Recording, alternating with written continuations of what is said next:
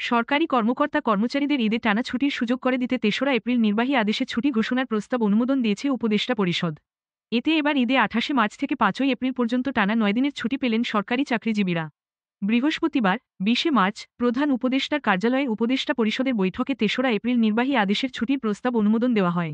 বৈঠকে সভাপতিত্ব করবেন প্রধান উপদেষ্টা মুহাম্মদ ইউনুস। চাঁদ দেখা সাপেক্ষে ৩১ মার্চ পবিত্র ঈদুল ফিতর হতে পারে। সম্ভাব্য এই তারিখ ধরে আগেই ৫ দিনের ছুটির তারিখ নির্ধারণ করেছিল জনপ্রশাসন মন্ত্রণালয়। এই হিসাবে কাগজপত্রে ২৯ মার্চ শুরু হচ্ছে ঈদুল ফিতরের ছুটি, কিন্তু নির্ধারিত ছুটি শুরুর আগের দিন ২৮ মার্চ সাপ্তাহিক ছুটির দিন শুক্রবার। একই সঙ্গে একই দিন পবিত্র শবে কদরেরও ছুটি। ফলে বাস্তবে ছুটি শুরু হচ্ছে ২৮ মার্চ থেকে।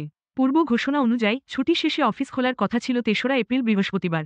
তারপরের ২ দিন আবার সাপ্তাহিক ছুটির দিন শুক্র ও শনিবার। এখন ৩ এপ্রিলও নির্বাহী আদেশে ছুটি হওয়ায় ২৮ মার্চ থেকে ৫ এপ্রিল পর্যন্ত টানা ৯ দিন ছুটি ভোগ করবেন সরকারি কর্মকর্তা কর্মচারীরা। Channel I online.